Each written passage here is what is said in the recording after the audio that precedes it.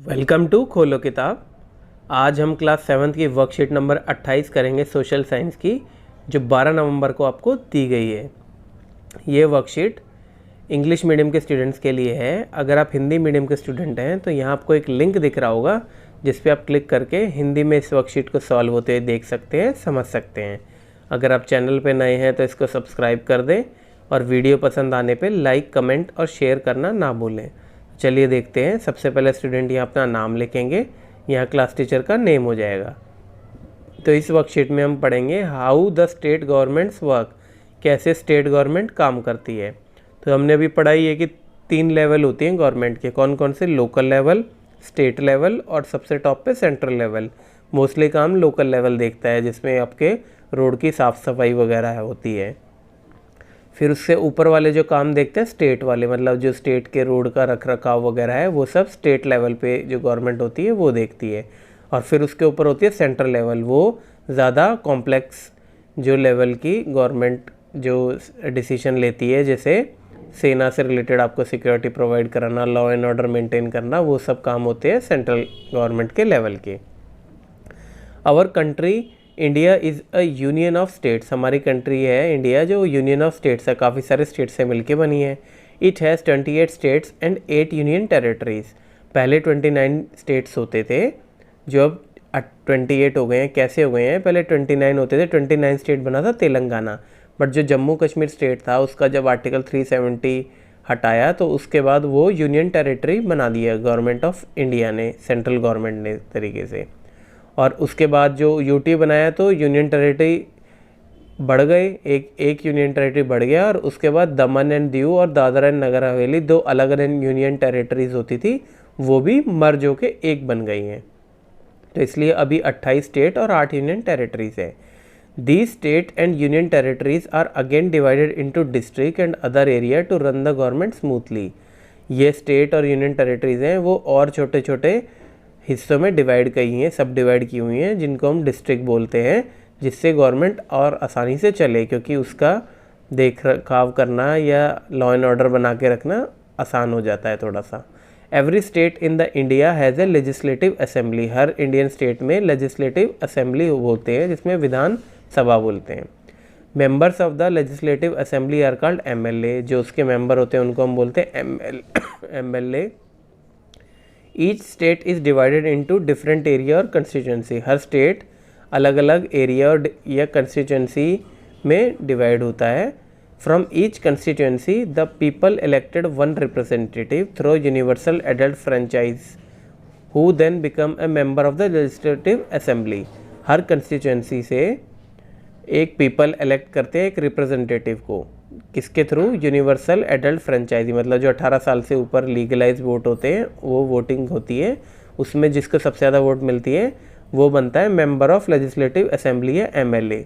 In this way we can say that MLA represent the public. इस आधार पे हम कह सकते हैं जो एमएलए होते हैं वो पब्लिक को रिप्रेजेंट करते हैं, क्योंकि पब्लिक ही उन्हें वोट दे के बनाती है, तो इसलिए वो पब्लिक को रिप्रेजेंट करते हैं। You would have noticed that people stand for election in the name of different parties। आपने कभी देखा होगा या नोट किया होगा कि अलग अलग काफ़ी सारे लोग खड़े होते हैं कई जगह से जीतने के लिए या एमएलए बनने के लिए, और उनके अलग अलग पार्टियों के नाम से होते हैं। तो these MLA therefore belong to different political parties. ये सारे जो एमएलए हैं अलग अलग पॉलिटिकल पार्टी के होते हैं।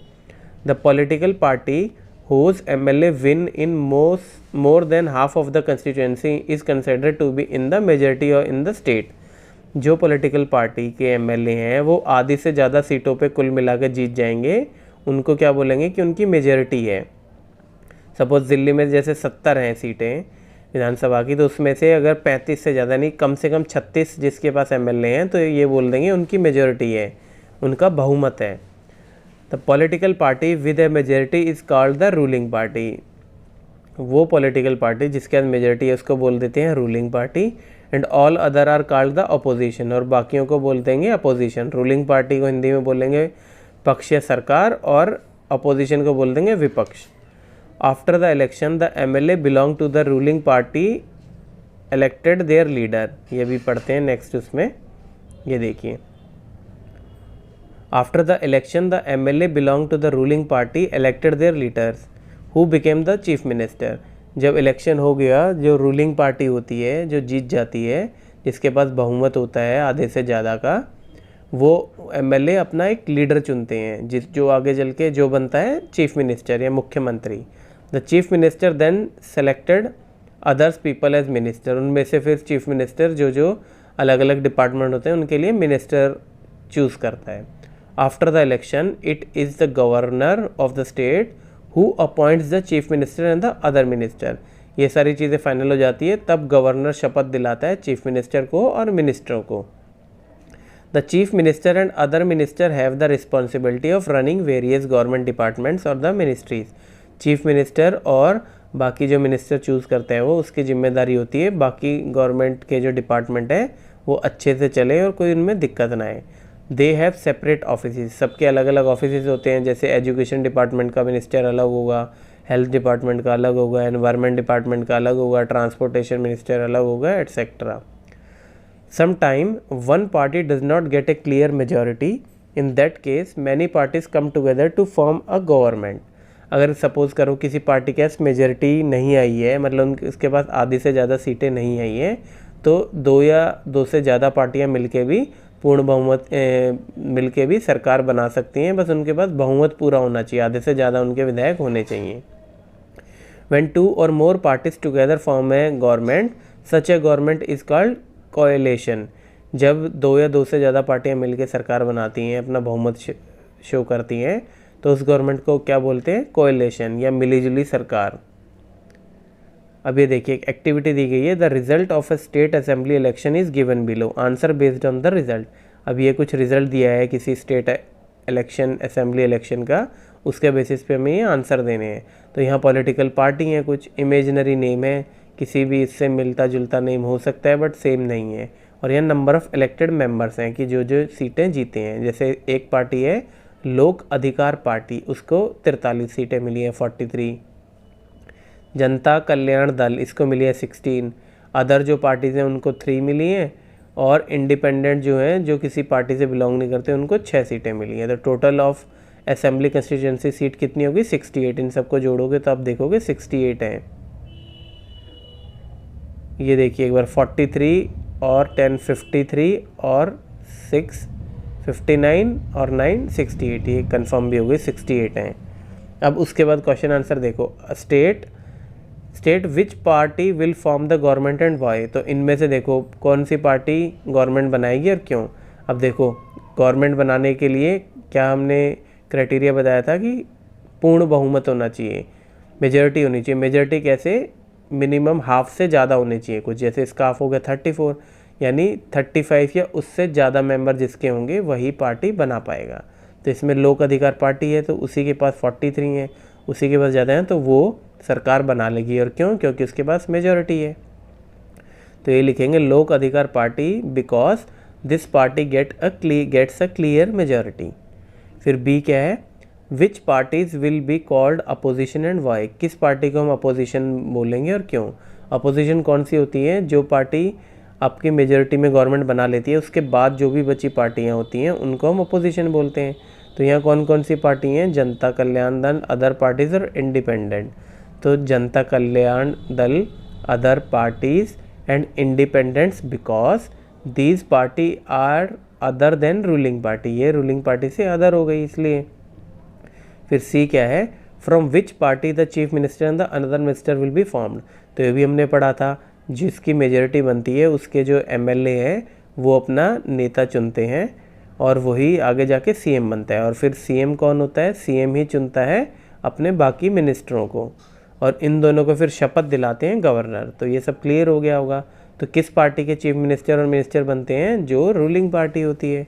तो फ्रॉम लोक Adhikar party the chief minister and the minister will be formed. क्यों? क्योंकि इन्हीं को 43 सीट्स मिली हैं आउट ऑफ 68, तो इसलिए इन्हीं का चीफ मिनिस्टर और मिनिस्टर्स होंगे। अब एक्टिविटी 2 क्या दी गई है, पहले देख लेते हैं गवर्नर के बारे में क्या बताया गया।